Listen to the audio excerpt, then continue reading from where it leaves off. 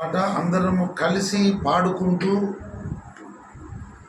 దేవుని ఉపదేశం వినడానికి మనం జాగ్రత్త పడుదాం.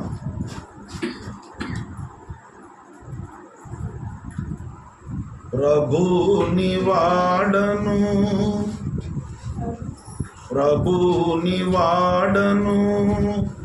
నీవు నా ప్రభుడవని నీ కొరకై జీవితును, మిగిలిన జీవితము నీ కొరకే గడిపెదను, మిగిలిన జీవితము నీ కొరకే గడిపెదను. ప్రభుని వాడను ప్రభువా ఎరిగి నీ లోకమంత మోసమని, ప్రభువా ఎరిగి నీ లోకమంత మోసమని, చూపితివి సమాధాన నిరీక్షణ నాకిలలో, చూపితివి సమాధాన నిరీక్షణ నాకిలలో. కృతజ్ఞత కలిగి నీ వైపే చూచెదను, నీ అందే నిలిచియుండి నీ ఆజ్ఞల పాలించును, నీ అందే నిలిచియుండి నీ ఆజ్ఞల పాలించును.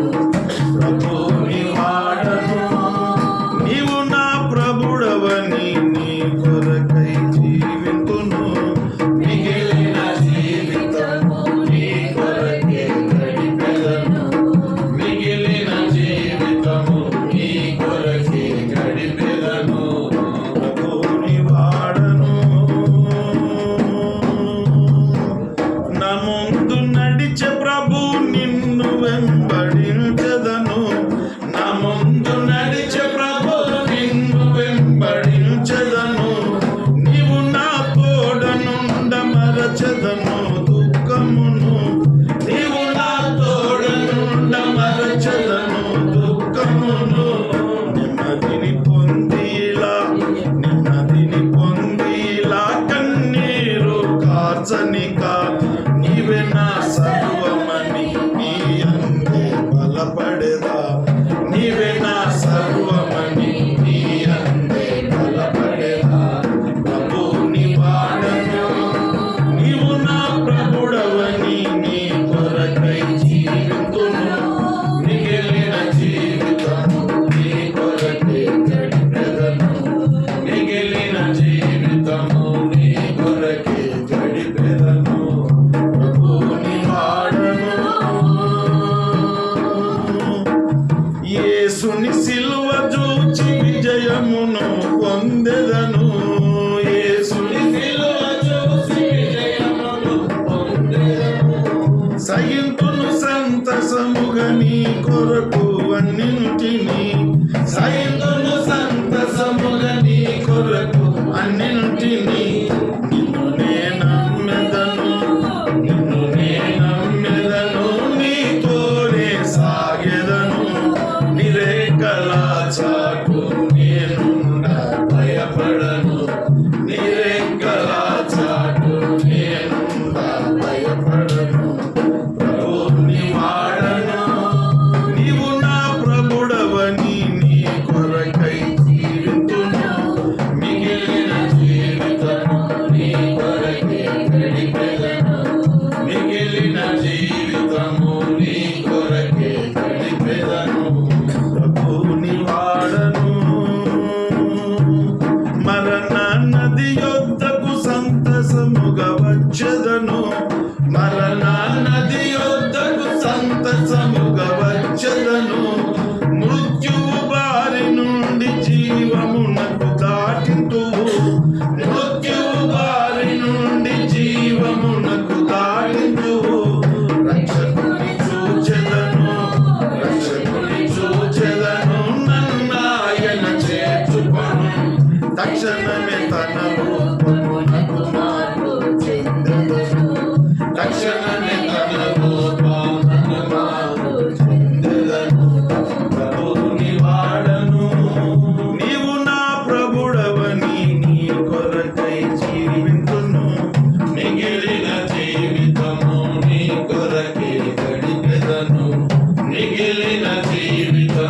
నీ కొరకే గడిపెదను.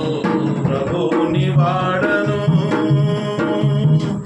అగమ్య జ్యోతి అందు ఘనముగనే ప్రవేశించి, అగమ్య జ్యోతి అందు ఘనముగనే ప్రవేశించి, దూతలు పరిశుద్ధులు భక్తులని చూచెదను. దూతలు పరిశుద్ధులు భక్తులని చూచెదను. సంతసించెదను సంతసించెదను ప్రభు తోడనుండెదను. నిరీక్షణ ఇది ఆయనతో నేనుందును. నిరీక్షణ ఇది ఆయనతో నేనుందును. ప్రభువుని వాడను నీవు నా ప్రభుడవని నీ కొరకై జీవితును. మిగిలిన జీవితము నీ కొరకై గడిపెదను.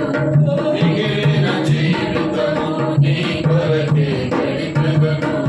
ప్రభువుని వాడను.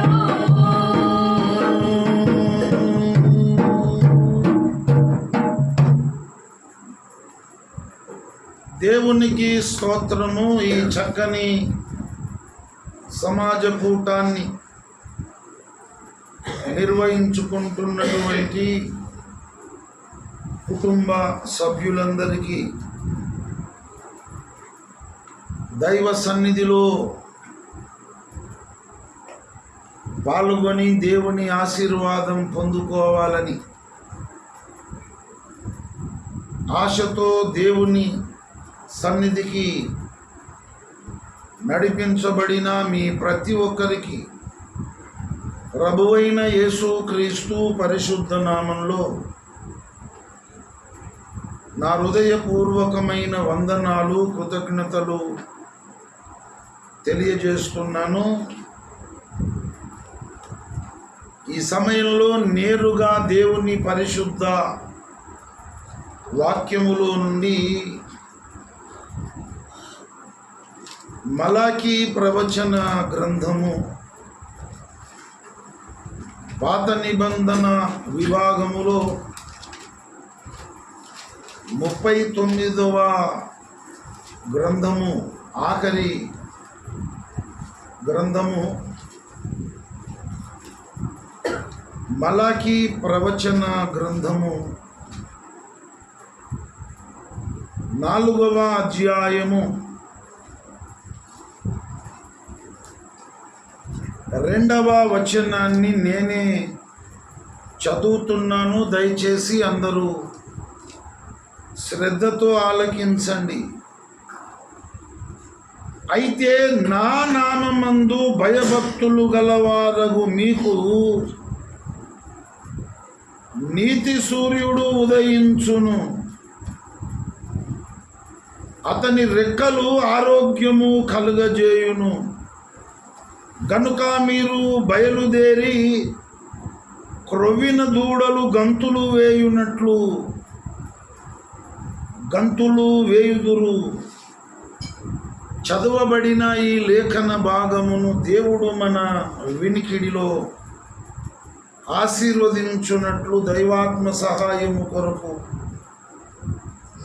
ప్రార్థన చేద్దాం. ప్రేమ కలిగిన తండ్రి, మహాపరిశుద్ధ దేవుడా, మీకు వందనాలు, కృతజ్ఞతాస్తుతులు చెల్లిస్తున్నాం. మా ప్రియులు, నీ ప్రియ బిడ్డలు ఈ బోనాల గ్రామంలో నివసిస్తున్నటువంటి రాములన్న, లక్ష్మక్క దంపతులను అద్భుత రీతిగా మీరు రక్షించుకొని వారిని ఆశీర్వదించి వారికి ఇచ్చినటువంటి 2 కుమారులను బట్టి, 2 కోడండ్లను బట్టి, 4 మనువులను బట్టి వారు నివసించడానికి నివాసయోగ్యమైన మంచి గృహమును వారికి మీరు దయచేసినందుకు ఎన్నో మేలులు, ఎన్నో ఉపకారములు వారి జీవితములలో, వారి బ్రతుకులలో మీరు చేసి మీరిచ్చిన అద్భుతమైన గొప్ప రక్షణను ఈ గడియ వరకు కాపాడుకొని మీకు కృతజ్ఞతాస్తుతులు చెల్లించడానికి, మీకు మహిమను ఆరోపించడానికి, మీ నామమును గొప్ప చేయడానికి, సృష్టికర్తవైనటువంటి పరమదేవుడవు మిమ్మల్ని స్తుతించి మీకు స్తోత్రగానము చేయడానికి ఈ అద్భుతమైన సమాజ కూటాన్ని వారు నిర్వహించుకొని వారు చేసినటువంటి మంచి పని కొరకు మీకు వందనాలు, కృతజ్ఞత, స్తుతులు, స్తోత్రములు చెల్లిస్తున్నాం. పరిశుద్ధ ప్రభువా, ఇటీవల లక్ష్మక్కకు ఆపరేషన్ సక్సెస్ఫుల్గా జరగడానికి మీరు కృప చూపినారు. డిశ్చార్జ్ అయ్యి ఇంటికి రావడానికి సహాయం చేశారు. అతి త్వరలోనే కోలుకొని ఆరోగ్యవంతురాలుగా అక్క ఆశీర్వదించబడినట్లు మీ గాయపడిన హస్తము ఒకసారి మీరు చాపి అద్భుత రీతిగా కోలుకొనుటకు మంచి సామర్థ్యము, బలము, శక్తి కలిగినటువంటి వ్యక్తిగా ఆశీర్వదించబడినట్లు మీరు కృపచూపమని ప్రార్థన చేస్తున్నాం. పరిశుద్ధ ప్రభువా, ఇంతవరకు పాటల పరిచర్యను అద్భుత రీతిగా మీరు జరిగించారు. ఈ సమయంలో చదువబడిన లేఖన భాగమును మీరు ఆశీర్వదించండి. మీరే మా అందరి మనోనేత్రములను వెలిగించి మీ దర్శన భాగ్యము మాకు కలిగించి మేము నడుచుకొనవలసిన మార్గాన్ని మాకు స్పష్టముగా మీరే చూపించుమని ఈ కుటుంబాన్ని మీరు ఆశీర్వదించి మీ ఆశీర్వాదము చేత ఐశ్వర్యం కలిగిన కుటుంబముగా ఈ కుటుంబాన్ని గొప్పగా మీరు వర్ధిల్లజేయుమని యేసు క్రీస్తు పరిశుద్ధ నామంలో ప్రార్థించి స్తుతించి వేడుకొనుచున్నాను పరమ తండ్రి. ఆమేన్, ఆమేన్, ఆమేన్. ప్రభునందు నాకు అత్యంత ప్రియులారా, చదువబడిన లేఖన భాగములో ఎవరైతే దేవుని యందు భయభక్తులు కలిగి ఉంటారో వాళ్లకు నీతి సూర్యుడు ఉదయిస్తాడు. ఆ నీతి సూర్యునికి రెక్కలుంటాయి, చేతులుంటాయి. ఆ నీతి సూర్యుని రెక్కలు, ఆ నీతి సూర్యుని చేతులు ఆరోగ్యము కలిగిస్తాయి. ఈ వాగ్దానము దేవుని నోట పలకబడినది. ఈ మాట దేవుని నోట నుండి వచ్చింది కనుక మీరు ఎలాగుంటారంటే క్రొవ్విన దూడలు గంతులు వేసినట్లు మీరు గంతులు వేస్తారు.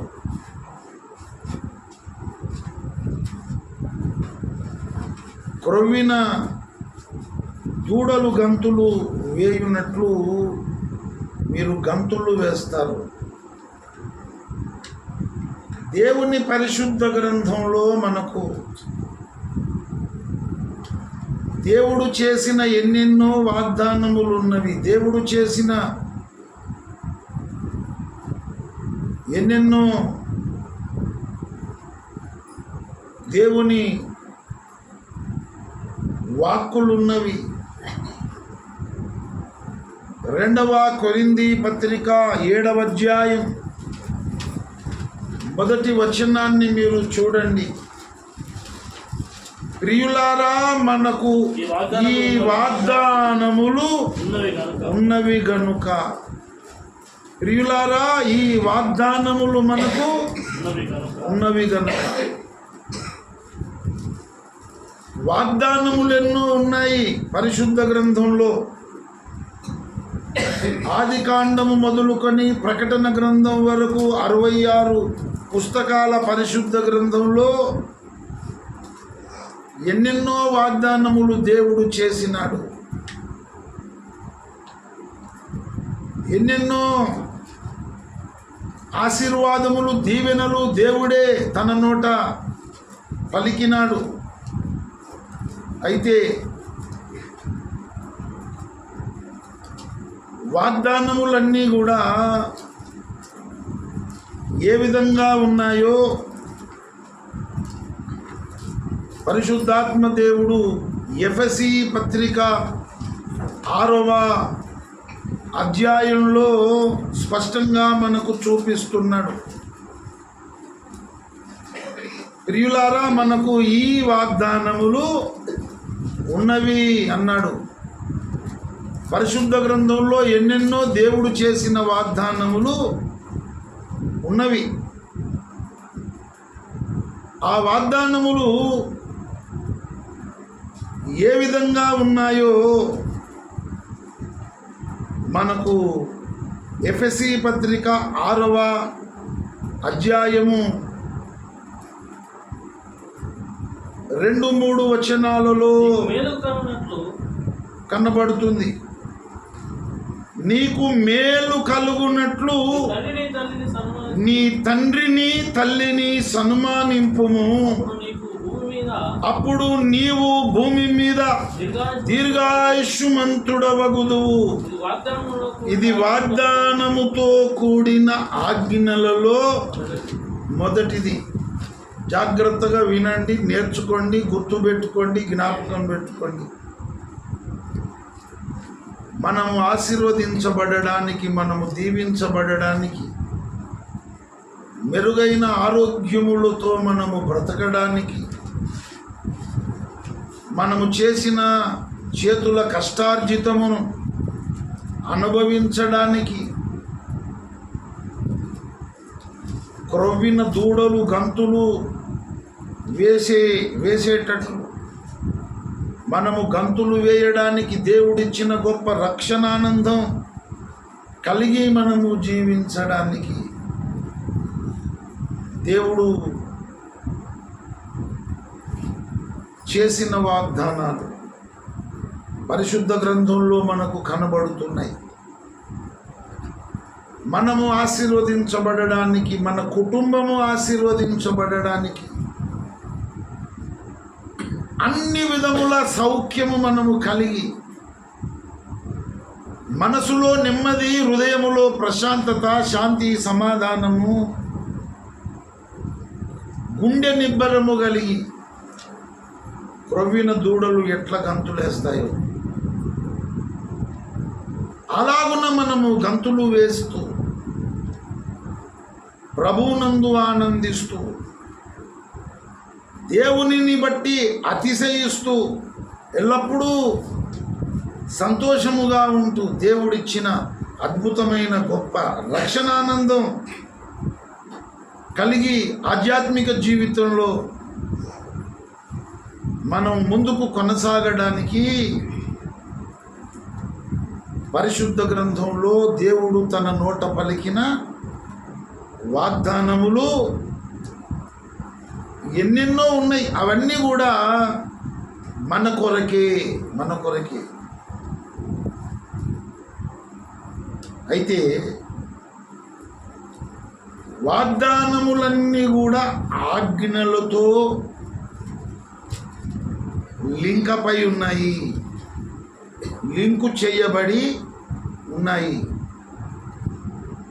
దేవుని పరిశుద్ధ గ్రంథంలో వాగ్దానాలు ఉన్నాయి కదా.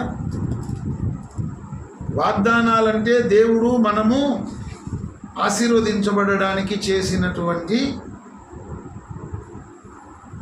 దేవుని నోటి మాటలు, దేవుని నోటి వాక్కులు. వింటున్నారా? పరిశుద్ధ గ్రంథంలో మనకు కనబడుతున్న వాగ్దానాలన్నీ కూడా దేవుడు తన నోట పలికినవి. అయితే వాగ్దానాలన్నీ కూడా మనము ఆశీర్వదించబడడానికి, మనము దీవించబడడానికి, ప్రతి వాగ్దానమునకు దేవుడిచ్చిన ఆజ్ఞ లింకు చేయబడి ఉంటుంది. ఆ మాట ఇక్కడ చెబుతున్నాడు. ఎఫెసీ పత్రిక 6వ అధ్యాయము 2-3 వచనాలలో నీకు మేలు కలుగునట్లు నీ తండ్రిని తల్లిని సన్మానింపుము, అప్పుడు నీవు భూమి మీద దీర్ఘాయుష్మంతుడవగుదువు. ఇది వాగ్దానముతో కూడిన ఆజ్ఞలలో మొదటిది. నీకు మేలు కలుగునట్లు నీ తల్లిని తండ్రిని సన్మానింపుము అనేది ఆజ్ఞ. అర్థమవుతుందా? నీకు మేలు కలుగునట్లు నీ తండ్రిని తల్లిని సన్మానింపుము అనేది ఏంటి? దేవుడిచ్చిన ఆజ్ఞ. వాగ్దానం ఏంటో తెలుసా? అప్పుడు నీవు భూమి మీద దీర్ఘాయుష్మంతుడవగుదు. ఇది వాగ్దానం. ఆజ్ఞ ఏంటి? మా లోకంలో ఉండొద్దు, మీరు వినాలి, సమాధానం చెప్పాలి. ఆజ్ఞ ఏంటి? ఇప్పుడు మనం చదువుకున్నాం కదా, ఎఫెసీ పత్రిక 6వ అధ్యాయం 2-3 వచనాలు చదువుకున్నామా? అందులో ఆజ్ఞ ఏంటి? తండ్రిని తల్లిని సన్మానించాలి. మరి వాగ్దానం ఏంటి? భూమి మీద దీర్ఘాయుష్మంతుడవగుదు అన్నాడు. ఇవి రెండు కలిసిపోయినాయి. అందుకే ఇది వాగ్దానముతో కూడిన ఆజ్ఞలలో మొదటిది అన్నాడు. వాగ్దానమునకు ఆజ్ఞను ఏం చేయాలి? మనం కూడుకోవాలి, లింకు చేసుకోవాలి. ఏమర్థమవుతుంది? ఈ వచనాన్ని చదువుకున్నాం కదా, ఏమర్థమవుతుంది మనకు? దేవుడు మనకు ఒక ఆజ్ఞ ఇస్తున్నాడు. ఆ ఆజ్ఞను మనము పాటిస్తే దేవుని వాగ్దానం ప్రకారం మనం భూమి మీద దీర్ఘాయుష్మంతులముగా బ్రతికేస్తాము. ఇది దేవుని నోట పలికిన వాక్. ఇదే వాగ్దానం. మనకు మేలు కలుగుతుంది. రెండవది, భూమి మీద దీర్ఘాయుష్మంతులమగుతాము. ఎప్పుడు? మనకు జన్మనిచ్చిన తండ్రిని తల్లిని మనము సన్మానించినప్పుడు. అది దేవుని ఆజ్ఞ నెరవేర్పన్నమాట. ఎప్పుడైతే మనకు జన్మనిచ్చిన తండ్రిని తల్లిని మనం సన్మానిస్తామో అప్పుడు దేవుని వాగ్దానం ప్రకారం మనకు మేలు కలుగుతుంది. భూమి మీద మనము దీర్ఘాయుష్మంతులమగుతాము. ఇది వాగ్దానముతో కూడిన ఆజ్ఞ అన్నాడు. వాగ్దానం ఏంటంటే నీకు మేలు కలుగుతుంది, భూమి మీద నువ్వు దీర్ఘాయుష్మంతుడవగుతావు. ఇది దేవుని వాగ్దానం. మరి ఆజ్ఞ ఏమిటి? నీకు జన్మనిచ్చిన తండ్రిని తల్లిని నీవు సన్మానించాలి. మొట్టమొదట మనకు దేవుని వాగ్దానం వస్తుందా, లేకపోతే ఆజ్ఞ అనేది వస్తుందా? మొట్టమొదట దేవుని ఆజ్ఞ, ఆ తర్వాత వాగ్దానం. కానీ మనమేమంటాము? దేవుడా, నీవు చేసిన వాగ్దానం ప్రకారం నాకు మేలు చేయి, భూమి మీద నన్ను దీర్ఘాయుష్మంతుని చేయి. అప్పుడు నువ్వు చెప్పినట్టు నేను నా తండ్రిని తల్లిని నేను సన్మానిస్తాను. కుదురుతుందా లెక్క? ఇట్లా ఎలాగుంటుంది ఇదంటే, మనకు 5 ఎకరాల పొలం ఉందనుకో, ఆ పొలం దగ్గరికి పోయి ఇప్పుడు నాకు 500 బస్తాల వడ్లు ఈ పొలమా, ఈ ఒడ్లు నాకు ఇస్తే అప్పుడు నేను దున్ని తుకం పోసి నాటెత్తా అన్నట్టుంటుంది. అర్థమవుతుంది నేను చెప్పేది? 5 ఎకరాల పొలం ఉంది మనకు. ఆ పొలం దగ్గర పోయి పొలంతో మాట్లాడుతున్నాం. నేను సంపాదించిన పట్టా భూమి, నా 5 ఎకరాల పొలమా, 500 బస్తాల సన్న రకపు ఒడ్లు నువ్వు నాకు ఇచ్చిన తర్వాత అప్పుడు నేను నాగలు దున్ని తుకం పోసి నేను నాటేస్తా, కలుపు తీస్తా. అప్పుడు నేను వరి పంటను కోసి ఇవన్నీ పనులు నేను చేస్తా అంటే సాధ్యమవుతుంది? అది లెక్కనేనా?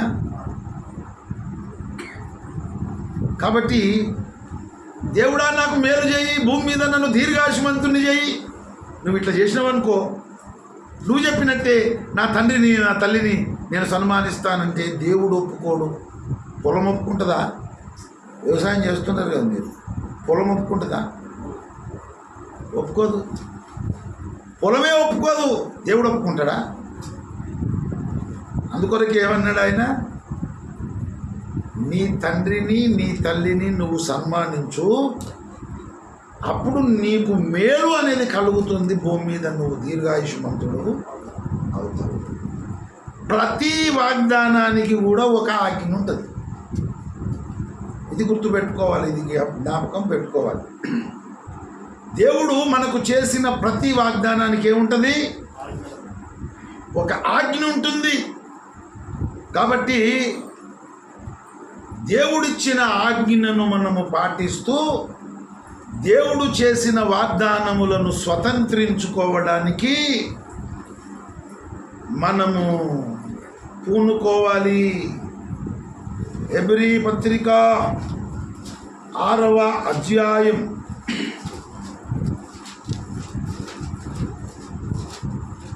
6వ అధ్యాయము 11, 12 వచనాలు. మీరు మందులు కాక విశ్వాసము చేతను ఓర్పు చేతను వాగ్దానములను స్వతంత్రించుకొని వారిని పోలి నడుచుకొనున్నట్లు మీలో ప్రతివాడును మీ నిరీక్షణ పరిపూర్ణమగు నిమిత్తము ఇదివరకు కనపరిచిన ఆసక్తిని తుదమట్టుకు కనపరచవలెనని ఆపేక్షించుచున్నాము. మీరు మందులు కాక అన్నాడు. మందులు అంటే మాలోకం అన్నమాట. మందబుద్ధి అంటారు, మందమతి అంటారు. అంటే మతి ఎలాగుంది? మందులు. మరి తోలుమందం అంటాం కదా, కనుక తోలుమందమైందా అని బెదిరిస్తారు అప్పుడు. కాబట్టి మీరు మందులు కాక, మాలోకంలో మీరుండక భూలోకంలోనే ఉండి ఏం చేయాలి? మీరు వాగ్దానములను స్వతంత్రించుకున్న వారిని పోలి నడుచుకోవాలి. పరిశుద్ధ గ్రంథంలో భక్తులు దేవుడు చేసిన వాగ్దానాలను స్వతంత్రించుకున్నారు. అలాంటి వాగ్దానములను స్వతంత్రించుకున్నటువంటి భక్తులను పోలి మనము నడుచుకోవాలి అన్నాడు. దేవుడు చేసిన వాగ్దానాన్ని అబ్రహాము నమ్మినాడు. దేవుని వాగ్దానాన్ని పొందుకున్నాడు. హెబ్రీ పత్రిక 6వ అధ్యాయం 15వ వచనము చూడండి. ఆ మాట నమ్మి అతడు ఓర్పుతో సహించి ఆ వాగ్దాన ఫలము పొందెను. దేవుడు చేసిన వాగ్దానాన్ని నమ్మాడు. ఎవరు? అబ్రహాము. ఆ వాగ్దానాన్ని ఆయన స్వతంత్రించుకున్నాడు. అబ్రహాముతో దేవుడు అన్నాడు, నీవు నీ తండ్రి ఇంటిని విడిచిపెట్టి నీ స్వదేశమును విడిచిపెట్టి నీ బంధువులను విడిచిపెట్టి నేను చూపించబోయే దేశానికి నువ్వు వెళ్ళమన్నాడు. ఇది దేవుని ఆజ్ఞ. ఆ మాటను నమ్మినాడు అబ్రహాము. ఓర్పుతో సహనముతో ఉన్నాడు. దేవుడు చేసిన వాగ్దాన ఫలాన్ని ఆయన పొందుకున్నాడు. ఈనాడు అబ్రహాముకు ఎంత సంతానం ఉన్నదో చూడండి. ప్రభువునందు ప్రియులారా, దేవుడు ఏమని వాగ్దానం చేశాడు? ఎబ్రీ 6:13 దేవుడు అబ్రహామునకు వాగ్దానము చేసినప్పుడు తనకంటే గొప్పవాని తోడు అని ప్రమాణము చేయలేక పోయెను గనుక తన తోడు అని ప్రమాణము చేసి నిశ్చయముగా నేను నిన్ను ఆశీర్వదింతును, నిశ్చయముగా నిన్ను విస్తరింప చేతును అని చెప్పాను. అబ్రహాముతో దేవుడు అన్నాడు, అబ్రహామా ఒక్కసారి ఆకాశం వైపు చూడమన్నాడు. అబ్రహాము ఆకాశం వైపు చూశాడు. ఆకాశంలో కనబడుతున్న నక్షత్రాలను లెక్క పెట్టగలుగుతావా? నీ సంతానమును ఆకాశ నక్షత్రముల వలె చేస్తానన్నాడు. మరలా ఒక్కసారి సముద్ర తీరమందలి ఇసుకను చూపించాడు. సముద్ర తీరమందలి ఇసుకలోకి తీసుకొని వెళ్ళి, అబ్రహామా ఇసుక రేణువులను లెక్కించగలుగుతావా? నీ సంతానమును ఇసుక రేణువుల వలె నేను చేస్తానన్నాడు. ఆ మాట అబ్రహాము నమ్మినాడు. ఆ వాగ్దాన ఫలమును ఆయన పొందినాడు. ఈనాడు ఇసుక రేణువుల వలె నీ సంతానమును చేస్తానన్నాడు. యూదులు ఇశ్రాయేలీయులందరూ ఎవరి సంతానం? అబ్రహాము సంతానము. మరి ఆకాశ నక్షత్రముల వలె చేస్తానన్నాడు సంతానం. ఇది ఆత్మీయ సంతానం. మనందరికీ తండ్రి కూడా అబ్రహామే, అవునా కదా? విశ్వాసులందరికీ తండ్రి ఎవరు? అబ్రహాము. మనమందరం విశ్వాసులమా కాదా? మనకు తండ్రి ఎవరు? అబ్రహాము. ఆకాశ నక్షత్రముల వలె చేస్తానన్నాడు సంతానాన్ని. ఈ సంతానము ఆత్మీయ సంతానం. ఇసుక రేణువుల వల్ల చేస్తానన్నాడు అబ్రహాము సంతానాన్ని. ఆ సంతానము యూదులు, ఇశ్రాయేలీయులు. వాళ్ళు వీళ్ళు కలిపితే కోట్ల మంది, అంత విస్తరింపజేశాడు. ఆ మాట నమ్మి ఆ వాగ్దాన ఫలం ఆయన పొందినాడు. నేను చూపించబోయే దేశాన్ని వెళ్ళుమన్నాడు, వెళ్ళాడు. ఆ వాగ్దాన ఫలం పొందినాడు. మనం ఎలాగుండాలి చెప్పండి?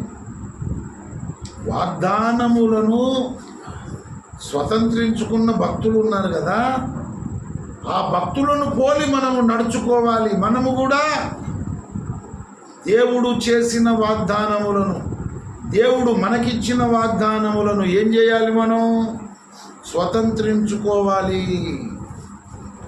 మలాకీ ప్రవచన గ్రంథంలో కూడా మనకు ఒక ఆజ్ఞ ఇచ్చాడు. ఆ ఆజ్ఞను మనము పాటించగలిగితే అక్కడ వాగ్దానమును కూడా దేవుడిచ్చాడు.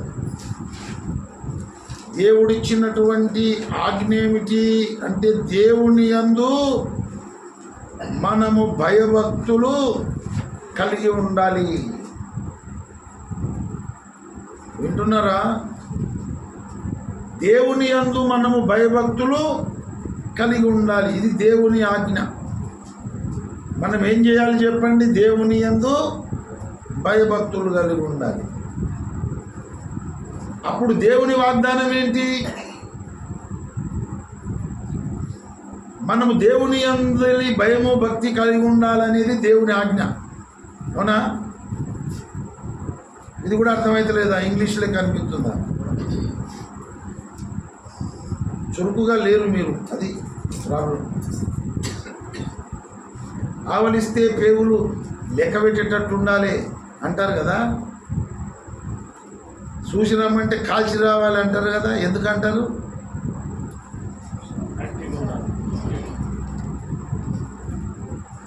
సోమరిగా, మందముగా. మరి అలా ఉంటే ఏమంటారు? ఏ మనుషురా చూసి రమ్మంటే కాల్చి రావాలి. ఆవలిస్తే ఏం చేయాలి? ఎంతసేపు ఆవలిస్తారు? ఒక్కసారి ఇట్లా రోజు చేసి మూస్తారు. ఆ క్షణంలోనే ఏం చేయాలి? డోర్ తెరిచినప్పుడే చూసి పేగులు ఎన్నున్నాయో లెక్క పెట్టాలి. అంత చురుకుదనం, అంత మెలకువ ఉండాలని అర్థం. చురుకుగా ఉండటం గొప్ప భాగ్యం అన్నారు. అందుకే మలాకి 4:2లో దేవుడిచ్చిన ఆజ్ఞ ఏంటి అంటే, మీరు దేవుని యందు భయభక్తులు కలిగి ఉండాలి. ఇది దేవుని ఆజ్ఞ. అప్పుడు దేవుని వాగ్దానం ఏంటి?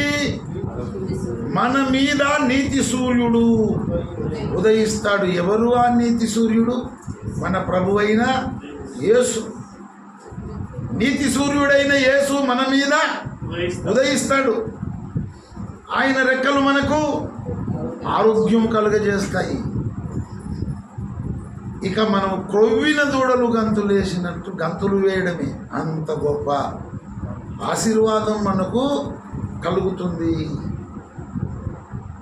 ప్రతి వాగ్దానము ఇలాగే ఉంటుంది.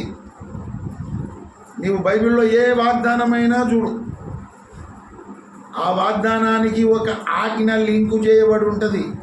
ఆజ్ఞ లింకపై ఉంటుంది. క్రైస్తవ సమాజంలో, దేవుని సంఘంలో ఆజ్ఞను విస్మరించి దేవుడు చేసిన వాగ్దానాన్ని పొందుకోవాలని తప్పిస్తారు. అది సాధ్యం కాదు. మన పొలం దగ్గరికి వెళ్ళి 500 బస్తాల ఒడ్లు నాకు ఇయ్యి, నేను తర్వాత దున్ని నాటేస్తా, కలుపు తీస్తా, యూరియా తీసుకొచ్చి చల్లుతా, చుక్కి మందు తీసుకొచ్చి చల్లుతా అంటే పొలం ఒప్పుకుంటుందా? మంచిది సార్, ఎవడు చెప్పలే ఇట్లా. ఇప్పటిదాకా అందరూ దున్ని నాటేసి ఆ తర్వాతనే బస్తాలు మరి ఒడ్లు నింపుకున్నారు. కానీ ఇది కొత్త ట్రెండ్, మంచిగానే ఉన్నది నీ ఆలోచన అని 500 బస్తాలు సన్నొడ్లు ఇస్తుందా పొలం? క్రైస్తవ సమాజం, దేవుని సంఘం మొత్తం ఇదే వైఖరి అన్నమాట. దేవుని వాగ్దానాలు కావాలి కానీ ఆ వాగ్దానానికి లింకు చేయబడిన ఆజ్ఞను మాత్రం పట్టించుకోరు. వాగ్దానాలు చేసుకుంటారు జనవరి 1కు. ఆ వాగ్దానం మీద ఏమనుంటో తెలుసా? నీకు నీతి సూర్యుడు ఉదయించును, ఆయన రెక్కలు నీకు ఆరోగ్యం. గింతనే ఉంటుంది. ఆ కిందిది ఉండదు, మీది ఉండదు. ఎన్నడూ ప్రార్థనకు సరిగా రానోడు, ఏడాదికోలే ఒక్కసారి ప్రార్థన చేసుకున్నాడు కూడా అందరికి చూపిస్తాడు. చూసినావా? లక్కిలాంటి జరిగింది ఈ సంవత్సరం. నా మీద నీతి సూర్యుడు ఉదయిస్తాడట, ఆయన రెక్కలు నాకు ఆరోగ్యం కలుగజేస్తాయట. ఈ సంవత్సరం అంతా దవాఖానికి పోనీగా పైసలన్నీ మిగిలినట్టే. చూసినావా నా వాగ్దానం? చూసిన ఆ వాగ్దానం స్వతంత్రించుకుంటారా? అట్లా ప్రభువునందు ప్రియులారా, దేవుడు చేసిన వాగ్దానములకు ఆజ్ఞలు లింకు చేయబడి ఉన్నాయి కనుక మనం వేటిని పట్టుకోవాలి? ఆజ్ఞలను పట్టుకుంటే వాగ్దానాలను మనం స్వతంత్రించుకుంటాము. దేవుని యందు మనము భయము భక్తి కలిగి ఉండాలి. ఈ ఒక్క పని మనం చేస్తే మన మీద నీతి సూర్యుడైన యేసు ఉదయిస్తాడు. ఆయన రెక్కలు మనకు ఆరోగ్యం కలగజేస్తాయి. క్రొవ్విన దూడలు గంతులేసినట్లు మనం గంతులేస్తాం. మన జీవితాల్లో, బ్రతుకుల్లో ఇంతకంటే ఇంకెక్కువ ఏం కావాలి? మనం నీతి సూర్యుడైన యేసయ్య రెక్కలు మన మీద ఉన్నాయి. ఆయన రెక్కల కింద మనం ఉన్నాము. మన దేహములకు కావలసిన మంచి ఆరోగ్యం మనకున్నది. ఇక సంతోషం, ఆనందం ఎట్లున్నదంటే క్రొవ్విన దూడలు గంతులేసినట్లు మనం గంతులేస్తూ ఉన్నాము. సరిపోదా మానవ జన్మకు? మనిషిగా పుట్టి రక్షణ పొందుకున్నందుకు ఇంతకంటే ఇంకేం కావాలి ఎక్కువ? ఈ వాగ్దానాన్ని మనము స్వతంత్రించుకోవాలంటే మనము దేవుని యందు భయము భక్తి కలిగి మనం ఉండాలి. 128వ కీర్తన అందరికి తెలుసు కదా, యెహోవా యందు భయభక్తులు కలిగిన వాడు ఇలాగూ ఆశీర్వదించబడును. యెహోవా యందు భయభక్తులు కలిగిన వాడు ఇలాగూ ఆశీర్వదింపబడును. నిశ్చయముగా నీవు నీ చేతుల కష్టార్జితాన్ని అనుభవిస్తావు. ఇది దేవుని వాగ్దానం. నీలోగిట నీ భార్య ఫలించు ద్రాక్షవల్లి వలె ఉంటుంది. ఇది దేవుని వాగ్దానం. నీ భోజనపు బల్ల చుట్టూ నీ పిల్లలు ఒలీవ మొక్కల వలె ఉంటారు. ఇది దేవుని వాగ్దానం. నీ పిల్లలను నీవు చూచెదవు అంటే ఇది కూడా దేవుని వాగ్దానం. ఈ వాగ్దానాలన్నీ మనము మన కుటుంబం పొందుకోవాలంటే ఏం చేయాలి? మనం దేవుని యందు భయభక్తులు కలిగి ఉండాలి. ఎంత గొప్ప ఆశీర్వాదమో చూడండి. ఈ వాగ్దానాలన్నీ చదువుకొని మురిసేతందుక వాటిని నమ్మి స్వతంత్రించుకోవడానికి ఈ వాగ్దానాలు.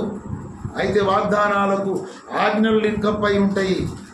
ఆ ఆజ్ఞలను మనం పట్టుకుంటే ఈ వాగ్దానాలను మనము స్వతంత్రించుకుంటాము. అబ్రహాము దేవుడిచ్చిన ఆజ్ఞను గట్టిగా పట్టుకున్నాడు. నేను చూపించబోయే దేశానికి వెళ్ళమన్నాడు. ఈ సంతానాన్ని ఆకాశ నక్షత్రముల వల్ల చేస్తానన్నాడు, ఇసుక రేణువుల వల్ల చేస్తాన్నాడు. ఆ మాట నమ్మినాడు. ఆ వాగ్దాన ఫలాన్ని అబ్రహాము పొందుకున్నాడు. దేవుని యందు మనము భయభక్తులు కలిగి ఉంటే, ఏదో ఒకటి రెండు చెప్తున్న టైం లేదు కనుక బైబిల్ గ్రంథంలో మీరు చదువుకోండి. దేవుని యందు భయభక్తులు కలిగి ఉంటే మీకు ఇవి ఉంటాయి. దేవుని యందు భయభక్తులు కలిగి ఉంటే ఎందుకో మీకు ఇవి ఉంటాయి. ఇవన్నీ ఉంటాయి. దేవుని యందు భయము భక్తి కలిగి మనం బ్రతికితే మన కష్టార్జితాన్ని అనుభవిస్తాం. భార్య పిల్లలు బాగుంటారు. పిల్లలను కూడా మనం చూస్తాం. అంత గొప్ప ఆశీర్వాదం పొందుకుంటాం. దేవుని యందు భయభక్తులు కలిగి ఉంటే నీతి సూర్యుడైన యేసుక్రీస్తు మన మీద ఉదయిస్తాడు. ఆయన రెక్కలే మనకు ఆరోగ్యాన్ని కలగజేస్తాయి. ఇక ఆయన రెక్కలే మన మీద ఉన్నప్పుడు ఇక క్రొవిన దూడలు గంతులు వేసినట్లు గంతులు వేస్తాం. ఏ విషయంలో మనం కృంగిపోము. ఎందుకు? నీతి సూర్యుడు మన మీద ఉదయించాడు. దేవుడు చేసిన సూర్యుడు ఉన్నారు కదా, ఉదయాన చక్కగా ఉదయిస్తే బయటకు చూస్తే ఎంత బాగా అనిపిస్తుంది. చీకటంతా తొలగిపోతుంది. ఇక సూర్య తేజస్సు ఆ కిరణాలు మన ఇంట్లోకి వస్తాయి, మన తల మీదకి వస్తాయి. అవునా? మరి నీతి సూర్యుడైన క్రీస్తు యేసు మన మీద ఉదయిస్తే ఇక మనకు ఆరోగ్యము, ఆశీర్వాదము, దీవెన, రక్షణానందం, ఇంత గొప్ప ఆశీర్వాదం మనకు కలుగుతుంది. కనుక మనం ఏం చేయాలంటే దేవుని యందు భయభక్తులు మనం కలిగి ఉండాలి. ఎన్నోసార్లు చెప్పాం, మర్చిపోతుండొచ్చు. భయము అంటే దేవుడు చెప్పింది ఏదైనా నేను చెయ్యాలి. చెప్పినవాడు దేవుడు, చెప్పిందేమో నాతో. కనుక దేవుడు చెప్పింది నేను చేయాల. మరి దేవుడు చెప్పింది చేయడానికి నాకు ఇష్టం ఉంటుందా? నాకు నచ్చుతుందా? నాకు సంతోషాన్ని ఇస్తుందా? నాకు ఆనందాన్ని ఇస్తుందా? నాకు లాభాన్ని కలిగిస్తుందా అని ఈ లెక్కలు వేసుకోవద్దు. ఇటువంటి లెక్కలు పెట్టుకోవద్దు. దేవుడు ఏదైనా నాకు చెప్తే నేను చెయ్యాలి. ఇక నాకు నష్టమా లాభమా, దుఃఖమా ఆనందమా, కష్టమా నష్టమా ఇవేవి నేను పట్టించుకోను.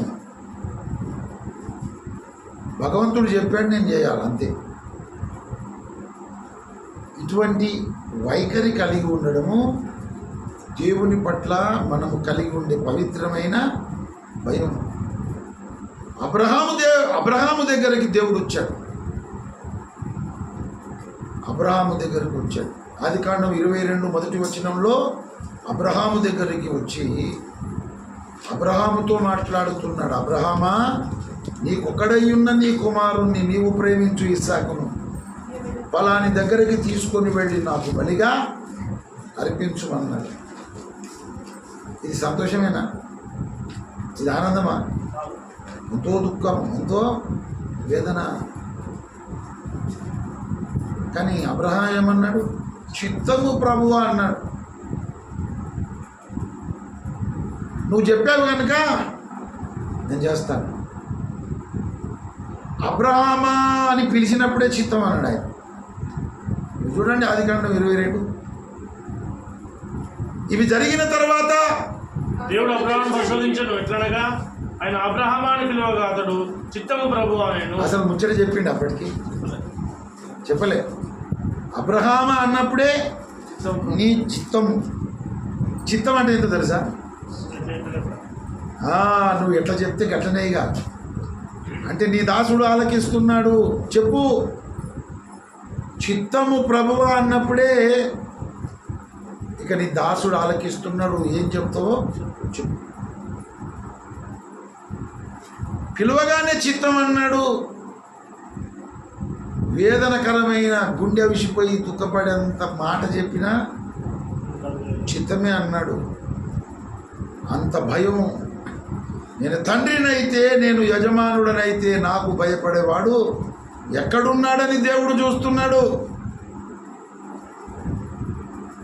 ఆదికాండం 22:12లో ఇందుచేత నీవు నాకు భయపడువాడవని నాకు కనబడుచున్నదన్నాడు దేవుడు. నీకొక్కడై ఉన్న నీ కుమారుని నీవు ప్రేమించు ఇస్సాకును నాకు బలి ఇవ్వడానికి నువ్వు వెనుకకు పోలేదు. నేను చెప్పినట్టు నువ్వు చేశావు. ఇలా చేశావు కనుక నేనంటే నీకు పవిత్రమైన భయం ఉన్నదని నాకు కనబడుతుందన్నాడు ఆయన. ఇప్పుడు దేవుడు అంటే నాకు కూడా భయం అంటే మనం అట్లుండాలి. దేవుడు ఏది చెప్పినా మనం చెయ్యాలి, అది భయం. మరి భక్తి ఈ 2 చక్రాలు అన్నమాట ఎడ్ల బండికి. ఒకటి భయము, భక్తి. భయం ఉంది, భక్తి లేదనుకో, అది కుంటి బండి అవుతుంది, నడవది. భక్తి ఉన్నది కానీ భయం లేదనుకో, అది కూడా కుంటి బండి, బండి నడవది. భక్తి కూడా ఉండాలి. యాకోబు రాసిన పత్రిక 1వ అధ్యాయం 27వ వచనంలో తండ్రి అయిన దేవుని ఎదుట పవిత్రమును నిష్కలంకమునైన భక్తి ఏదనగా దిక్కులేని పిల్లలను విధవరాండ్రను వారి ఇబ్బందిలో పరామర్శించి ఈ లోకమాలిన్యం అంటకుండా తను తాను కాపాడుకుంటే పవిత్రమైన భక్తి, నిష్కలంకమైన పవిత్రం అంటే ప్యూర్ అన్నమాట. మామూలు భక్తి కూడా ఉంటుంది. ఎక్సలెంట్ పవిత్రమైన భక్తి, నిష్కలంకమైన భక్తి దేవుని దృష్టికి ఏది అంటే మనము మన కుటుంబమే అనుకోకుండా సాటి మానవ సమాజంలో ఎవరైనా దిక్కులేని వాళ్ళు, ఎవరైనా విధవరాలు కష్టాల్లో ఇబ్బందుల్లో ఉంటే వాళ్ళని పరామర్శించాలి. ఏదో మనకున్న దాంట్లో 10 రూపాయల సహాయం చేయాలి, ఒక మాట ధైర్యం చెప్పాలి. ఈ లోకమంతా పాపంతో నిండి ఉంది కదా. ఈ లోకంలోని మాలిన్యం పాపం అంటకుండా కుమ్మరి పురుగులాగా, తామర పురుగులాగా బతకాలి. ఇది పవిత్రమైన భక్తి, నిష్కలంకమైన భక్తి. ప్రతివాడు తన సొంత కార్యాలే కాదు, ఇతరుల కార్యాలు కూడా చూడాలి. ఎవడును తన కొరకే మేలు చేసుకోవాలి అని బైబిల్ చెప్పిందా? ఎవడును తన కొరకే కాదు, ఇతరుల కొరకు మేలు చేయ చూచుకొనవలెనన్నాడు. అందుకే 2 పెట్టాడు అక్కడ.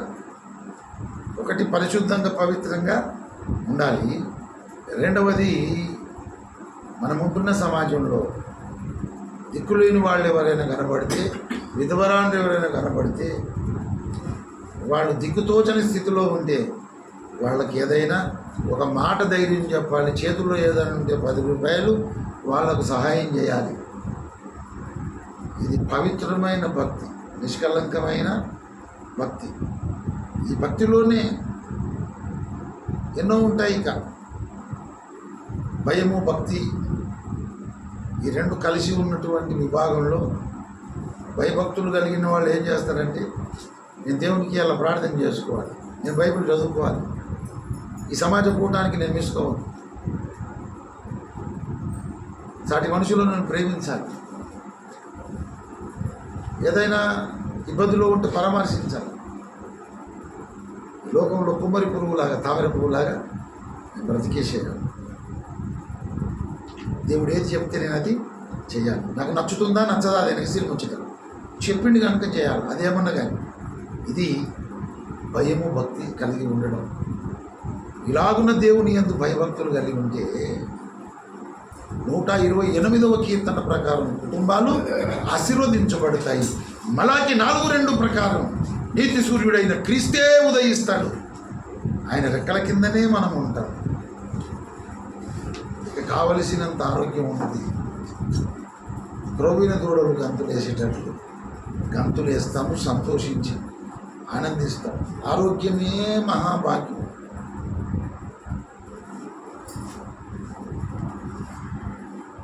లక్షల కోట్లకు అధిపతులం, అంత ఐశ్వర్యం ఉంది, కానీ ఆరోగ్యం లేదు. ఆరోగ్యం లేదు. డాక్టర్ అన్నాడు, ఉప్పు తినద్దు, చక్కెర తినద్దు, పులుపు తినద్దు, అన్నం తినొద్దు, రొట్టె తినొద్దు, ఒక పండు ఫలం తినొద్దు. ఏం తినకపోతే ఎట్లా సార్? ఏం తినాలంటే గంజి తాగాలి, గట్క తాగాలి, అది కూడా ఒక ఉప్పు రవ్వ వేయకుండా నువ్వు తాగాలి.